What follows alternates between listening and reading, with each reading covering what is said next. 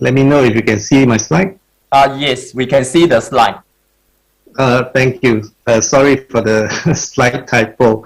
Actually, it's designed for a net zero world. What must be done? I'm very excited about this topic because for a long time, since I started as a president of Singapore Institute of Architects in 2007, I had already at that time felt the need to push the green frontier.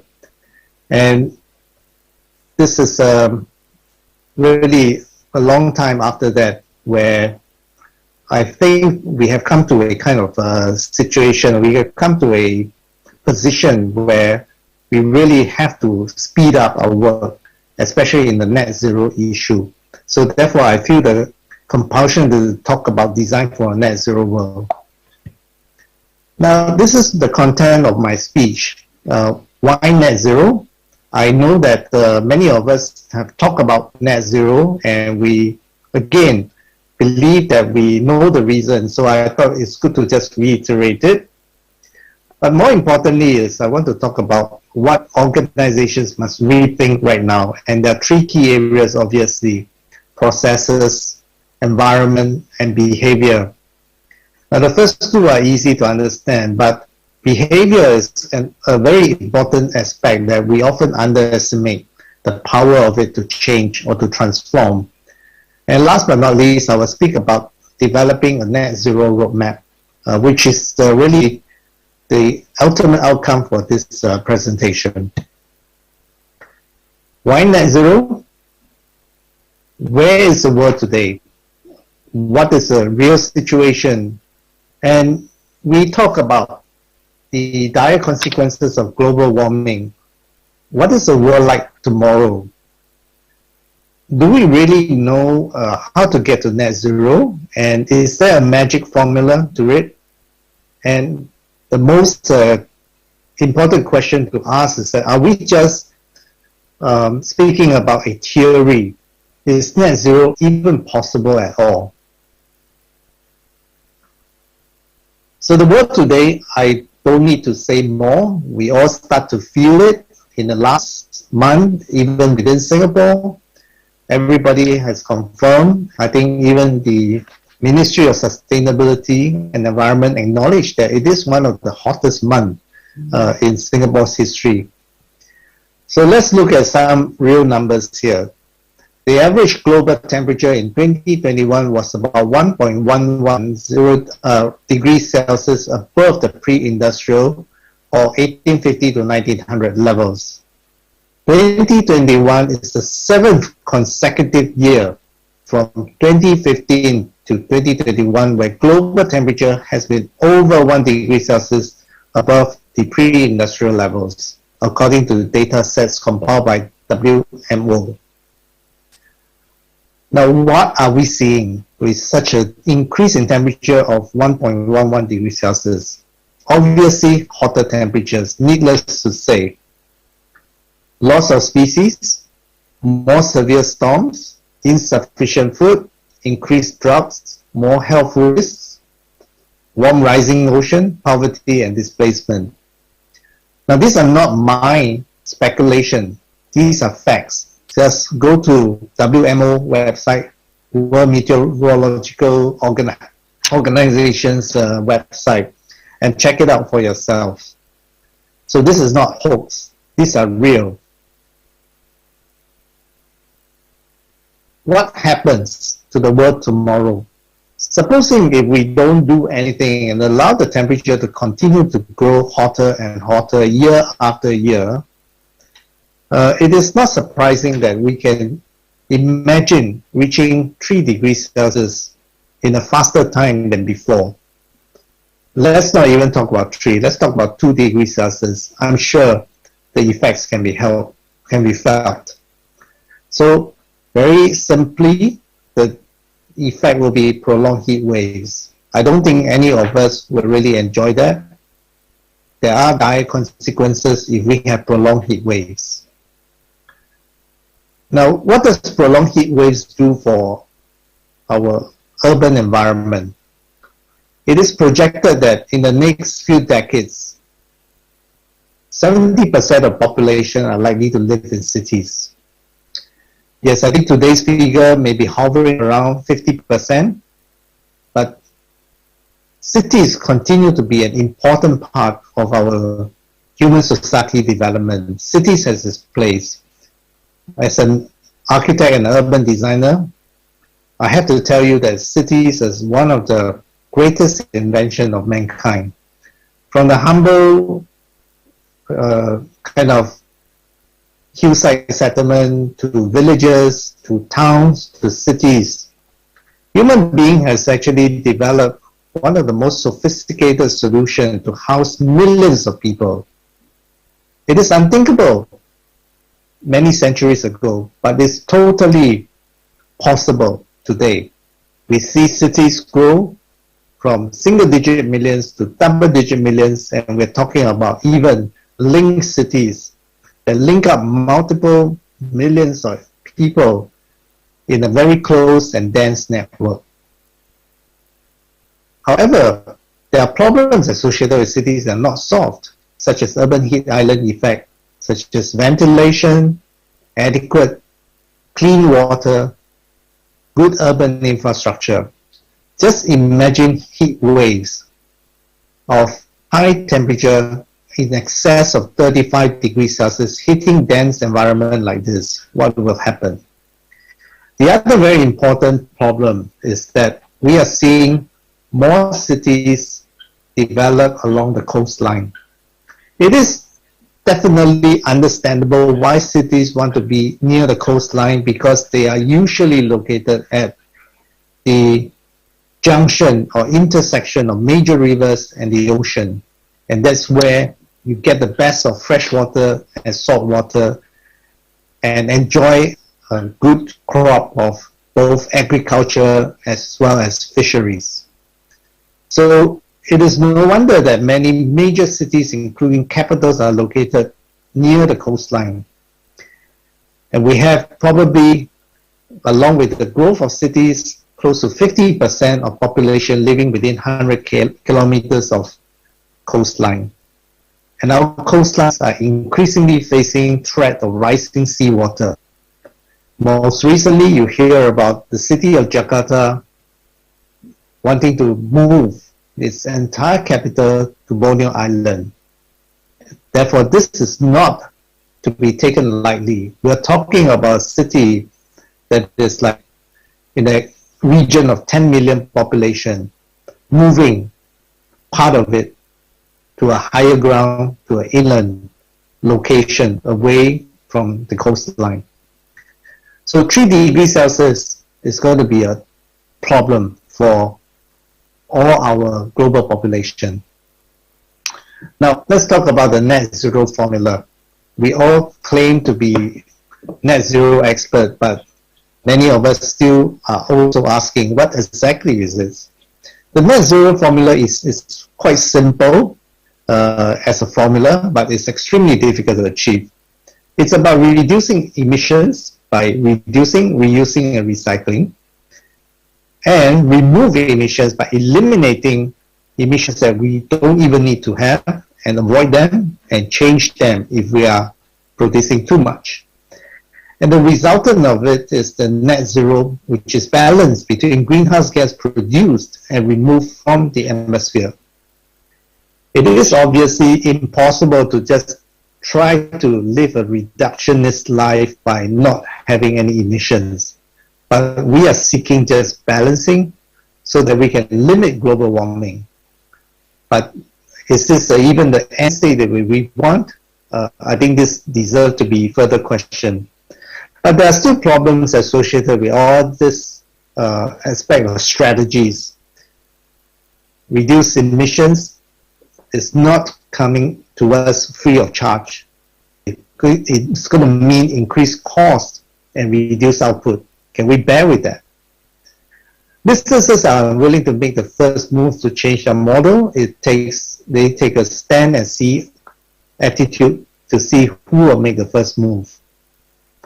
In terms of net zero, while we're heartened that there is greater awareness of net zero and willingness to advance, there is at the same time a great shortage of knowledge and practical mainstream solutions. Is net zero even possible? I think for the last 20 years we spoke about net zero for a long time, everybody building upon each other's optimism. I personally was quite worried that we will never get there. And the last 2 years of pandemic, I know there's something that we do not wish to have, and we really don't want to have a repeat of it. But yet at the same time, along the empty highways, empty shopping malls, and empty CBD, we saw something interesting, just a glimpse of it, not for very long, but we witnessed a global reduction of carbon emission by 6.4%. I'm quite sure by this time now, it is on the rise again, as life becomes normal or new normal. But it just informed us that it is possible if we put our minds together to look at how to collectively remove and reduce emissions. I think if the whole world acts together, we have a better chance. So what must organizations rethink? I'm here going to speak about three things. One is about net zero processes, second about net zero environment, and lastly, you have to do this by ways of changing your organization into a net zero organization. Let me start with net zero process. This is about developing a circular and comprehensive process of business. It is by no means easy. I know I make it look easy, but beware, there are a lot of challenges. So first thing first is that you need to understand how your business impact the triple bottom line of sustainability, namely social, economic, and environment aspect. It is never just in silo. They always work together. We need to understand the impact in all three areas. So first thing first is to examine your business impact on carbon emissions. If you don't know how to do this, that's where today we have many environmental sustainability consultants who can help you with that, to measure the impact on carbon emissions of your business as it is today without doing anything extra. Secondly, plan and design your business processes with an end in mind. Many of us do not plan our businesses with an end in mind. We plan merely with profit in mind. Profit is not wrong, but what does it profit you if there is no more earth to sustain your business? So we need to plan with an end in mind, which I'll come to item 5. And as we operate our business, we need to continue to operate and account for embodied carbon in our raw resources that we use for our business, the energy efficiency of running our business, the waste reduction, the logistic and transport, the supply chain. The supply chain is necessary as part of Scope 3 discussion. We can no longer think of our business in silo, in isolation of our supply chain. And especially in a small country like Singapore, where we don't have our own raw resources, we don't have many of the things that we need for business, we depend heavily from global supply chain. If part of the operations involve human behavior, we need to think about how we change our behavior in order to have a culture of sustainability. If we don't yet have a culture of sustainability, how do we encourage our staff, our members of our firms to come up with ground-up initiatives? And if they lack knowledge, how do we train them in continual education so that they possess the right thinking, and right thinking will lead to right behavior? And last but not least, how do we empower them with Internet of Things and smart systems so that they are more aware of the consequences of their actions? And finally, towards end of life of any business or any product, we need to think about disassembly, recycling, reuse, and upcycling. Now, it all sounds theoretical, but there are businesses already practice this, and I can tell you that for the Gen Z customer who are looking at your business products and services they ask these hard questions. Are you doing steps 1, 2, 3, 4, and 5? If you're not, then they may not be your customers. So let's not take this lightly. I will share with you an example of a good company that has done that, and that's this carpet manufacturer called Interface. Started in 1973 by Ray Anderson. He has passed on. In 1994, he was asked, what's your company doing for the environment? Ray felt very disturbed. In his words, it's like a spear to his chest. He then decided that Interface must be the world's first environmentally sustainable company. He initiated 7 fronts, including such powerful KPIs as zero waste to landfill, zero fossil fuel energy use, zero processed water use, zero greenhouse gas emissions. After his passing on, his company continued the patent and turned to recycle content for their raw material. They now use recycled nylon 100% content for vinyl backing layer. They institutionalized glue-free installation system. In their latest move, they even recycle fishing nets to be used for carpet towels, working with displaced community and rewarding commercially and financially for recycling efforts, so on and so forth. And it is a circular business. In terms of transforming a business process, I have to acknowledge that many of our businesses are what we call brownfield businesses. They're not easy to change, and the only way to change is to chip it away. To transform a brownfield business, one should adopt an incremental approach, but careful planning is required. You can't get to a total green outcome and status overnight. You just need to find the low-hanging fruits and chip it away. And give it time, you get there. But in businesses that are yet to start or still being conceptualized, let's start right by having the right principles from day one, but keep the determination to get to the end. Next, I will talk about net zero environment, which is closer to my own profession of being an architect. This is about creating a net zero environment for your business, for your staff, and for your people. Buildings are necessary. Every human being on earth that operates in some ways in modern society of services and livelihood are housed in buildings, almost unavoidable unless you're a caveman. So all buildings actually contribute significantly to carbon emissions, and there must be an urgent need to transform the way we design our buildings. So there are 5 key strategies: renewable energy, zero carbon construction, reduce energy consumption, water recycling, and waste recycling. I'll just briefly touch on one point about the impact of air conditioning. All our buildings today depend heavily on air conditioning, be it for cooling or for heating. And there's a need to rethink not just passive architecture where buildings has no air conditioning, but rather a stratification and differentiation of zones that are cold and cool in the case of tropics, where we could then lessen the dependence on air conditioning. Due to time, I won't go into the rest, but I will share with you a number of technologies that are available today for us to push the frontier. In terms of solar panel, it is well-known fact that it will not replace fully all the energy needs of a building unless you have multiple sources of renewable. But there are new ways to look at the use of solar panel in the form of building integrated photovoltaic, BIPV it's called, where facades can also be plastered with solar panels in addition to the roof, the precious area of roof for such purpose. I don't think we have a choice now. In order to reduce the energy, or rather increase the renewable energy, we have to go this way, even though we know that sun angle does not permit every facade to be laid with a PV panel.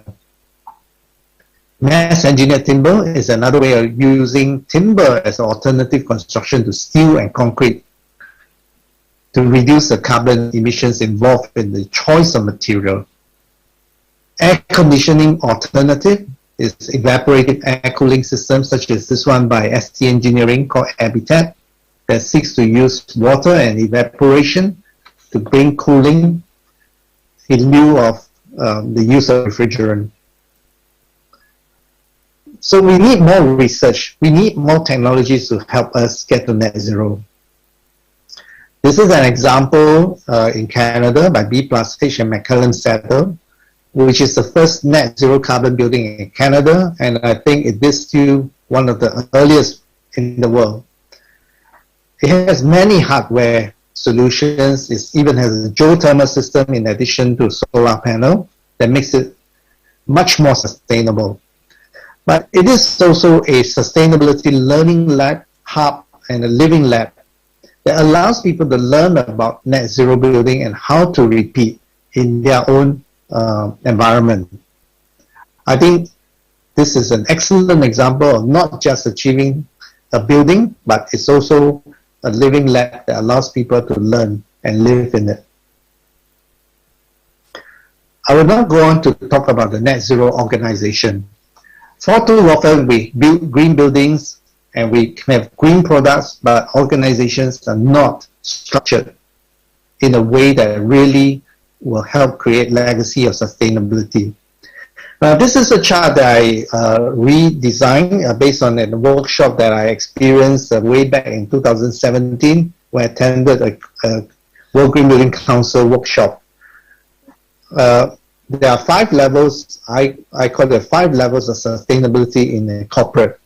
It started at level 1, which is ground up, where we randomly do things that are sustainable, and sometimes it's actually because of customers' feedback. Level 2 is when we form a sustainability committee where we have organized efforts, but sometimes it's without full support from management. Level 3 is department, the sustainability department with a head that with organized effort and clear KPIs and budget. Level 4, where we see the C-suite leader taking charge of sustainability, concerted effort with corporate commitments over long term.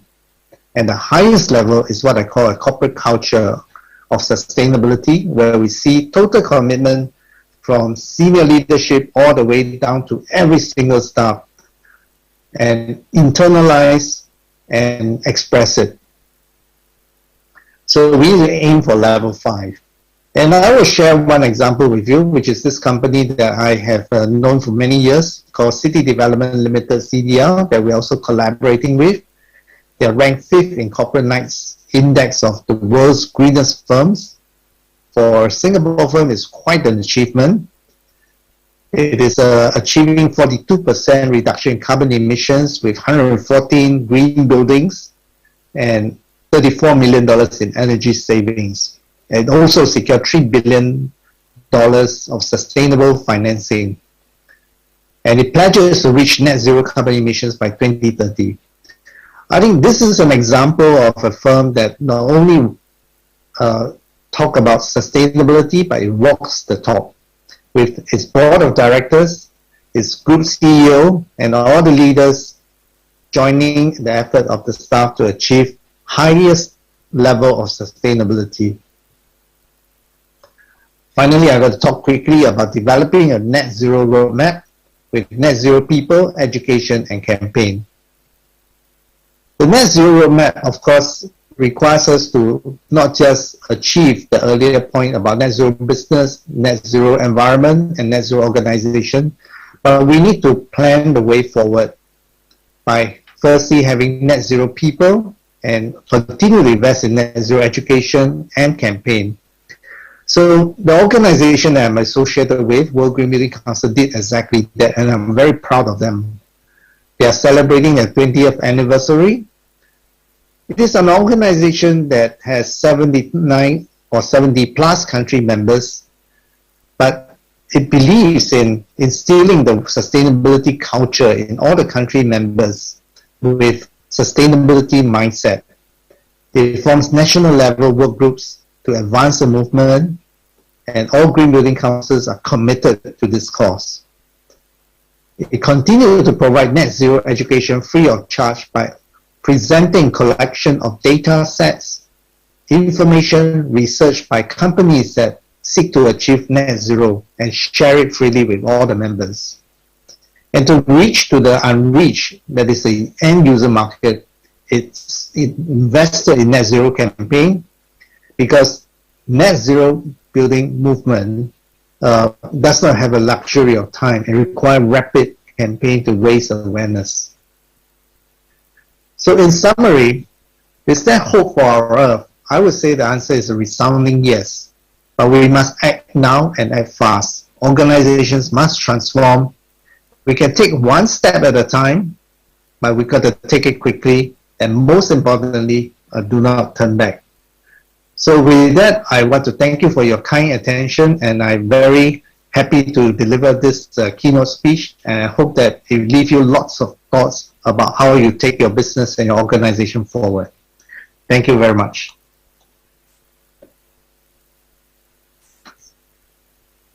Thank you, Siang, for the very interesting and inspiring keynote speech.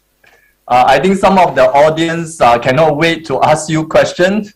So let me start with the first question from the participant. The first question is, one may argue technology is not sufficient. Are there any changes which may immediately benefit only a small group of people and the lower income people who are affected? Thanks, Jason. I think that's an excellent question. I could answer this question because I was exactly involved in this in 2017 and 18 in the green building movement. Part of our country members came from the lesser developed and lower economic zones, such as South America and Africa in particular. In Africa, in fact, there's even a greater divide.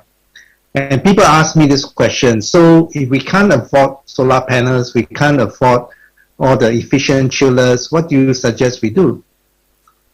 And I don't know the answer, but I learned from the Green Building Council. So for example, in Brazil Green Building Council, they don't talk about these high-end technology, but they simply came up with clever campaigns to get light bulbs company to help every household and every businesses members to just simply convert their incandescent light to LED lights.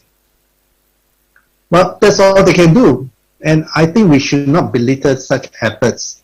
And there are, again, examples in Philippines where innovators, instead of using light bulbs, LED lights to light up their shed or their extremely poor conditions of living, by inventing a new way of lighting using plastic bottle, housing water and punching the roof with a hole by inserting the bottle and bringing pleasant daylighting into their sheds.